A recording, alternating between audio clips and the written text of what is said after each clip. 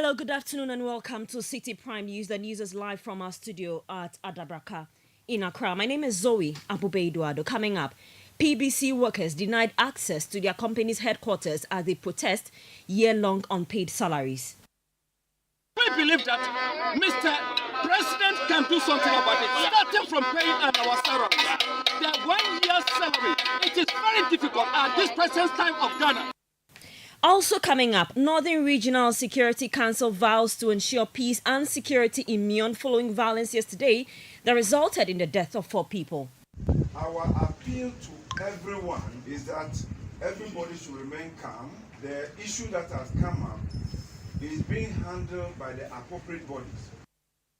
Still to come, NDC flag bearer John Mahama commits to holding persons involved in the abandonment of the Pwalugu Dam project accountable. And so when this new government came, they took it up. And in 2019, they cut short for it. But I noticed something. They said it was going to be funded from Government of Ghana budget. And I knew that that was going to be a problem. And later, hoteliers predict a potential drop in tourist arrivals for the Beyond the Year of Return initiative due to high taxes.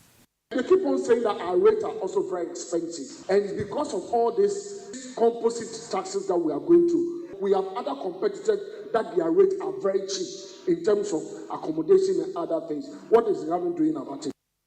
This bulletin is also live across our partner stations. In the Western region, we are on Adrimpa 100.7 FM in Takwa, Beach 105.5 FM in Takwa, the Bono region, Greener 95.9 FM in Sunyani, Ashanti region, Adrimpa 99.9 FM. In the Volta region, we are on Heritage 107.3 FM in Hohoi and Freedom 88.1 FM in Sugakope. Northern region, Radio Gaki 88.3 FM in Saboba. Upper East region, Quality 88.7 FM in Garu. And in the Northeast region, we are on Nobia FM 98.1 in Nalerugo. Across the globe, we are live on citynewsroom.com. Citi Prime News at 12 midday. Update you on all the running stories and connects you to the newsmakers. We're grateful for your time this afternoon. We'll begin from the Northern region, where the Regional Security Council has assured residents of the Mion community that steps are being taken to restore peace following a recent conflict. The unrest began early Tuesday morning over a disagreement between factions regarding a proposed land development, escalating into gunfire that resulted in 1 fatality and several injuries. Meanwhile, local youth in Mion have alleged instances of military brutality. According to a local reporter, some youth who went to the bush this morning to respond to nature's call were stopped by military personnel on patrol and subjected to beatings resulting in injuries. Responding to their concerns, Brigadier General Frank Tay, the General Officer commanding the Northern Command, says investigations are ongoing and those responsible for any wrongdoing will be held accountable. Our appeal to everyone as the frontliners in security is that everybody should remain calm. The issue that has come up is being handled by the appropriate bodies. That is why we are here this morning for stakeholders engagement. The few arrests that were made from yesterday up to now, it is for our own protection, for our own good, so that the situation doesn't de-escalate into other areas. That's made. Those who were picked up by the police and other agencies, they are with them, they are carrying out investigation. Once that is done, those who need to be released or sent back to the community, they will do it. So they are being handled by professional institutions. So there is no need for us to worry at all about those who were found with weapons, those who were found creating problems. The main aim is for those professional bodies to investigate what is happening or what they were doing. And then after that, they come back to the community and we are all at peace. You heard the General Officer of the Northern Command, Brigadier General Frank Tay. For his part, the Northern Regional Minister, Al-Hassan Saibu Sani, called on the youth and people using social media to fuel tensions to desist from the act.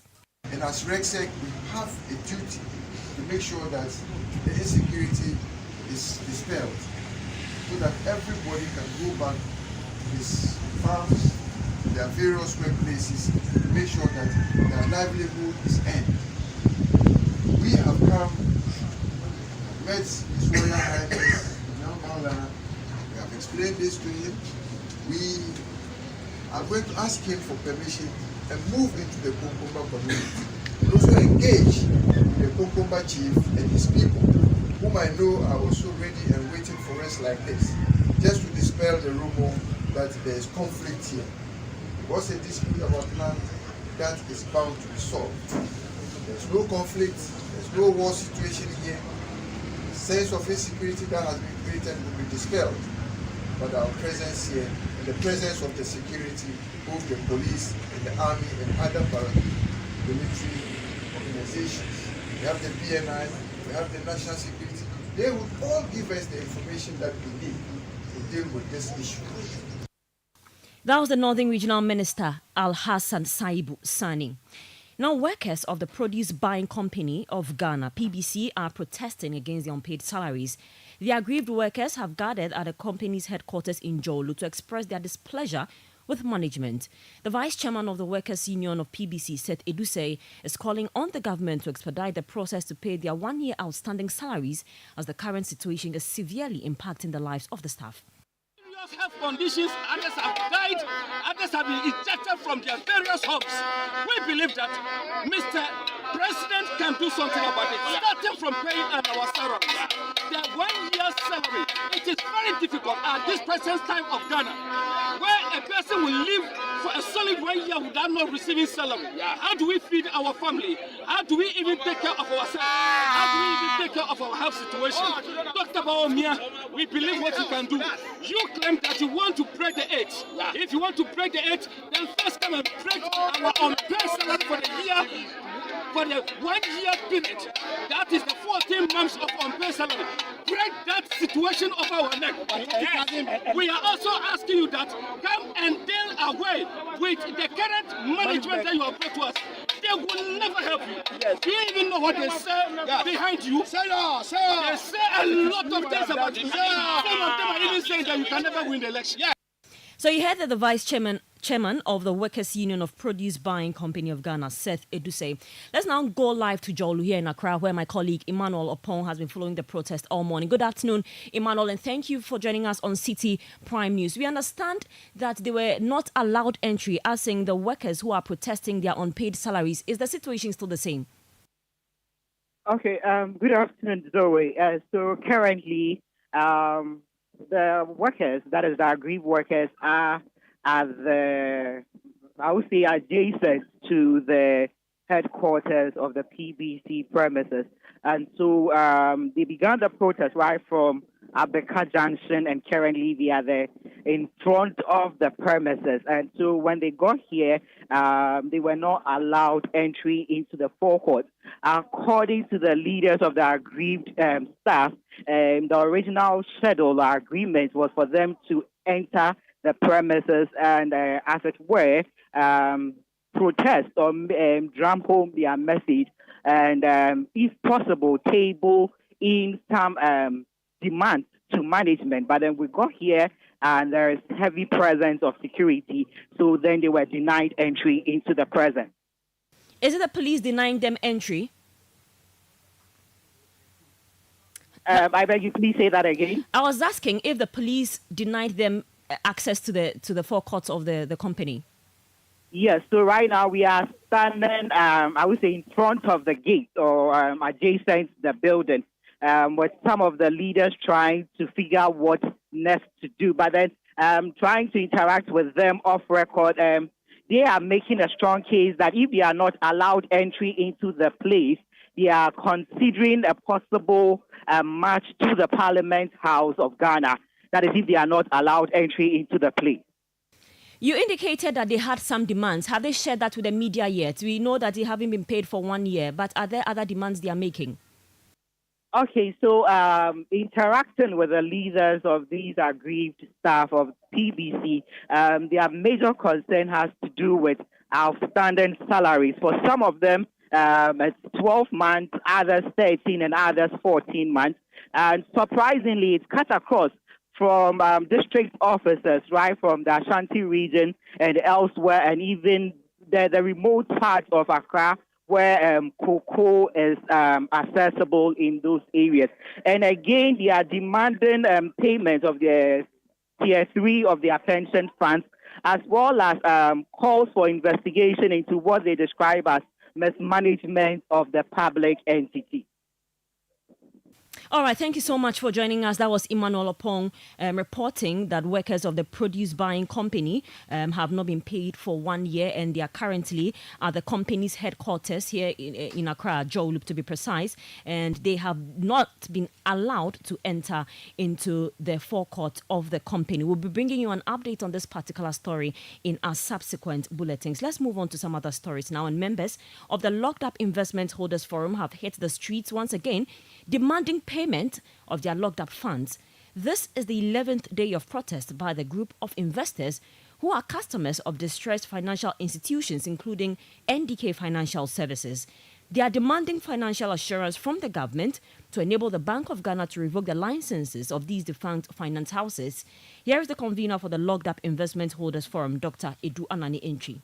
They are not even looking at us as people of this country who have the right to demand certain things, especially in respect of your own investment.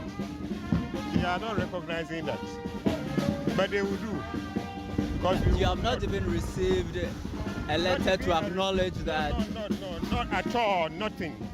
That is why we keep on saying that is not showing respect to your citizens. Even if you are the king and your subjects come to you, you must receive them and listen to what they are telling you and tell them what you can do to resolve their issue. But in this case, nothing. You heard the convener for the Locked Up Investment Holders Forum, Dr. Edu Anani Entry. Now, the Electricity Company of Ghana, ECG, has announced a crackdown on illegal activities, including the theft of its resources and tampering of its installations. This follows the arrest of 4 individuals in June 2024 for stealing drums of cables valued at approximately 500,000 cedis. The arrested individuals, 2 Nigerians and 2 Ghanaians, were caught spraying the ECG logo on the cable drums. Further investigations revealed that the cables were sold to them by ECG contract staff. Speaking to the media, the director in charge of investigation, prosecution and security at ECG, Paul Abariga, cautioned the public against engaging in these illegal activities. One of the Nigerians called Lucky was caught on video when my men laid surveillance, spraying the inscriptions of ECG on one of the drums, trying to hide the identity of the drum and then to carry it away to another place. This has been going on for some time. But this time around, luck ran out of them and we pounced on them. And all these 9, they were aided by 2 Ghanaians, the Nigerians. And so we thought that Ghanaians should know that we are working very assiduously to help make sure the power industry, and for that matter, distribution of power in this country is stabilized. We thought the general public should just know that you cannot do a thing such as this against ECG and go scot-free. We are very vigilant now. We are watching everywhere. These 9 cables that we have retrieved since June, when we arrested these 4 people, amount to about 500,000, 900,000 Ghana cedis. 900,000 Ghana cedis almost. You can imagine what is probably in the hands of other people we have not discovered yet. So we are on the move. Paul Abariga is the director in charge of investigation, prosecution and security at the Electricity Company of Ghana. To some politics now, and the flag bearer of the National Democratic Congress, John Dramani Mahama, has vowed to hold those responsible for the financial loss associated with the Palugu Dam project accountable. According to Mr. Mahama, $12 million has been spent on the project without any progress. The Palugu multipurpose dam expected to control perennial flooding in the Upper East region was scheduled for completion in 2019 but remains unfinished. During a media engagement in Bolgatanga this morning, the NDC flag bearer promised to complete the project if elected. We didn't start it because we were not able to yet procure dedicated funding for it. Because for a project like that, when you start funding it, it must continue to its completion. And so when this new government came, they took it up. And in 2019, they cut short for it. But I noticed something. They said it was going to be funded from Government of Ghana budget. And I knew that that was going to be a problem. Because to have an almost $1 billion project funded from Government of Ghana budget, then you can be sure that it will face the hazards that every other project that depends on the consolidated fund faces. And that is exactly what happened. Of course, it made a lot of political capital for the president's party in cutting short for that project. But I mean, one knew that it was going to face very difficult challenges. Unfortunately, we have rather lost money because almost $12 million was paid for no work done. You go to the site, there's absolutely nothing there. And so somebody has caused financial loss to the state and must be held to account to come and answer what happened. But it's a project that is desirable. We intend to continue. Speaking on corruption, John Mahama urged the government to allow the special prosecutor to operate without political interference, highlighting the need for accountability and transparency in governance. Surprise, he said every single case of corruption in his government has been investigated and dealt with. I'm not sure whether he lives in the same country with us or he comes from Jupiter to come and visit us, you know. But certainly we know better. We know that that's not true. To be able to deal with corruption, I think that we should take away political interference. We should leave the anti-corruption institutions to do their work. This government is fighting the OSP. Indeed, they've made attempts to, they hounded the first one so much, Martin Amidu, that he had to resign. And the second one, they set up the OSP office, but they are the ones fighting with the OSP and, you know, trying to get him out. The OSP should be left to work, and I make that commitment when I come into office. The special prosecutor would have a free hand to do any investigations he wants. And it's not going to be, what we do is, it's easy when you come into office to investigate your predecessor government. They are your political opponents, so investigating them and prosecuting them, indeed you'll enjoy doing it. But the real test of the fight against corruption is when it happens in your regime, that you're able to investigate and deal with it. You heard the flag bearer of the National Democratic Congress, John Dramani Mahama, speaking during a media engagement in Bolgatanga this morning. You're still listening to Citi Prime News. My name is Zoe Abubeduado. Still to come, hoteliers predict a potential drop in tourist arrivals for the Beyond the Year of Return initiative due to high taxes. We'll bring the details shortly. Please stay with us. Citi Prime News at 12 midday. Updates you on all the running stories and connects you to the newsmakers. Channel 1 TV is live on DSTV, GoTV, and HD+. On DSTV, find us on Channel 363. On GoTV, we're on Channel 117. And on HD+, get us on Channel 108. On a digital TV, run a new search. But take note that without an antenna, you cannot access Channel 1 TV. Channel 1 TV can be accessed on any free-to-air digital box, like the DSTV and HD+ boxes. Channel 1 TV. Telling your story, empowering change.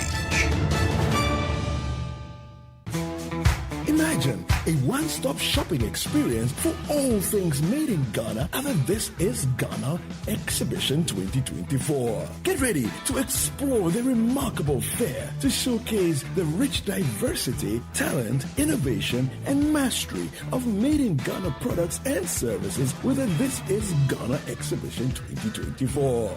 Now Channel 1 TV and 97.3 Citi FM invites you to immerse yourself in a vibrant showcase of authentic Ghanaian products and services in the biggest trade fair and exhibition for local SMEs, startups, research and manufacturing industries, homegrown businesses, and indigenous corporate bodies that Ghana has ever seen. We shall promote, we shall support, and patronize various Ghanaian products, solutions, and services that are redefining the views on indigenous products and their packaging across all sectors. The date, 31st of August and the 1st of September 2024. The time is 10 a.m. to 5 p.m. each day, and the venue is the Accra Metropolitan Assembly. Call us now on 0205-973-973 for inquiries on how to participate. The This is Ghana Exhibition 2024 is powered by Channel 1 TV and 97.3 Citi FM, and is proudly sponsored by MTN, Koa Natural, Ghana National Gas Company, Ghana Pay Mobile Money, People Beverages, Exim Bank, and Petroleum Commission Ghana. The grand finale of the Literacy Challenge 2024 is here. Congratulations to our top 10 finalists. But the big question is, who out of our top 10 wins the ultimate prize of 10,000 Ghana cities, the Glitzy Trophy, and the bragging rights as the Literacy Challenge winner for 2024? Support your favorite student, support your school, and let's promote literacy in Ghana. Tune in live to Channel 1 TV for the grand finale on Saturday, 17th August 2024 at 12 noon. Call 0205-973-973 for more details. The Literacy Challenge 2024 is powered by Citi FM, supported by Channel 1 TV, and is sponsored by Ghana National Gas Company, Alive Soap. Feel fresh, feel alive. From the House of Wilma Africa Limited. Fortune spread for bread. Yummy, delicious, always on point. Another quality product from Wilma Africa Limited. Ribby Biscuits by M4 Foods and Prospectus Ghana Limited. Your one-stop shop for all school items.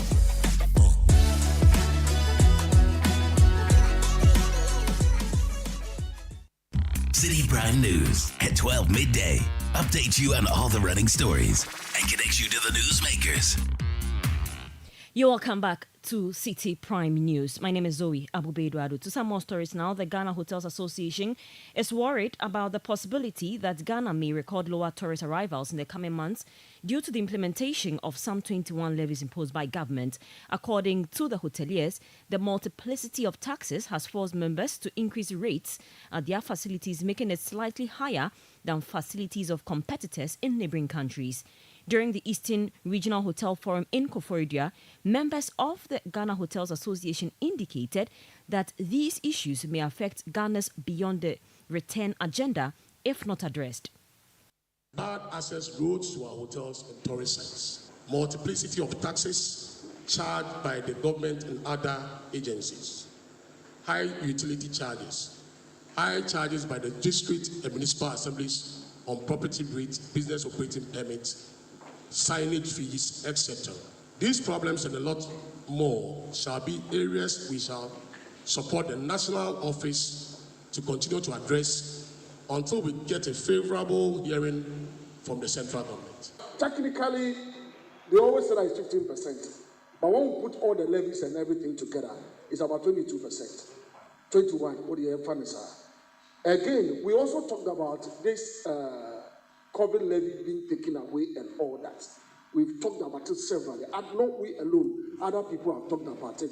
What is GRA or government doing about it so that some of these things will go away so I can benefit? And they keep on saying that our rates are also very expensive. And it's because of all this this multiplicity of taxes. These, they will not even use that word again. We are tired of it. These composite taxes that we are going through. What is government doing about it so that some of these things will go away, and then this year of return that you talked about will be what will be beneficial to other people? One of the things I want to say is that these days the number is also, if we don't take care, the number will also reduce because we have other competitors that their rates are very cheap in terms of accommodation and other things. Those were some members of the Ghana Hotels Association in the Eastern Region. The Deputy Minister of Trade and Industry, Michael Kofi Otribefi, who was present at the forum, assured them of government support and urged members of the association to take advantage of the SME Growth and Opportunity Fund to expand their operations. We hope and pray that this year, with your support, the good news that you have to also get or know today is that government has launched what we call the SME Goal, the SME Growth and Opportunity Fund. It's an 8.2 billion fund, and the fund is targeting SMEs and also transitioning businesses that have gotten to the stage of being a bigger business or big business to get into that fold. A lot of businesses in Ghana have been SME from the beginning of the business, and it is going to end like that. That's not what we want. Business must start from the beginning and must end somewhere. The way you were born and now you have grown to marry and now you have become a grandmother, a grandfather. Now the Deputy Minister of Trade and Industry, Michael Otri-Befi. Now the National Democratic Congress in the Subing constituency has condemned the demolition of the Abinchi market around Asafo in Kumasi and criticized the Kumasi Metropolitan Assembly for their inaction. Over 700 shops were demolished around midnight on Saturday, July 20. Traders report that the market was demolished by a private developer who is claiming ownership of the land. They also indicate that they bought the shops from a now deceased developer with documents authenticated by the KMA. NDC Communications Officer for Subing, Samuel Owusu-Mensah, empathized with the traders and urged them to vote for John Dramani Mahama, promising reconstruction of the market. The country is inflicted with so many economic challenges, high indebtedness, high cost of food, depreciation of cedi, unemployment, unprecedented corruption. People are at their own tither, and the actions of those put in the position of care and trust with relegated their sworn duties to the backgrounds, while citizens continue to wallow in abject poverty and stress. Why should the KMA sit on the fence while people lose their means of livelihood through such barbaric and inconsiderate and astronous act meted out to innocent people who do everything possible to put body and soul together? The NDC promised to rebuild a Fiakobi market where marketers will feel more secured and go about their normal business without fear or intimidation. Samuel Owusu-Mensah is the NDC Communications Officer for Subing in the Ashanti region. The University of Development Studies, the UDS chapter of the Senior Staff Association of Universities of Ghana, has set August 26, 2024 to embark on an industrial action due to the management's failure to address their safety concerns. According to the association, several petitions and letters sent to the management of the school regarding their issues have been ignored. The union is demanding the safety and security of all staff members of the university. They also seek the implementation of measures that will provide a safe and conducive working environment for all members. A statement cited by Citi News indicates that if the management does not meet their demands by August 25, the union will not hesitate to lay down their tools. The Chamber for Local Governance is criticizing the government's District Road Improvement Program DRIP, accusing the administrator of the District Assembly's Common Fund of making unilateral decisions about the MMDA's need without local input. President Akufo-Addo launched DRIP on July 31 to empower MMDAs to rehabilitate and maintain local roads. In an interview with Citi News, President of the Chamber for Local Governance, Dr. Richard Fiadomo, stressed the importance of involving assemblies in decision-making processes for local priorities and government funding. The DACF funds are monies which are constitutional injunction to ensure that the assemblies use it for development. And in doing so, the DACF administrator is supposed to come out with a formula for MPs to approve. And in the formula, there are 4 thematic areas that has to be given priority. Number 1, education. Number 2, health. Number 3, community water and sanitation. And then number 4, the roads. So we do not understand why the government is not releasing, I must say the DACF administrator is not releasing the funds to the assemblies for them to do their development and prioritize their own development. And we think that that's an outright illegality that the Common Fund Administrator is perpetrating, and we should not allow that to fester any longer, because over time we have seen that when assemblies supposed to get their DSDF funds, those funds are not given to them. Dr. Richard Fiadumo is the president of the Chamber for Local Governance. Now, the team at Citi FM and Channel One TV has today honored Malika Nuno, a student of Stourbridge Montessori School, with the prestigious Excellence Medal. Citi FM and Channel One TV have been visiting various schools to present medals to the top 10 contestants of the Literacy Challenge.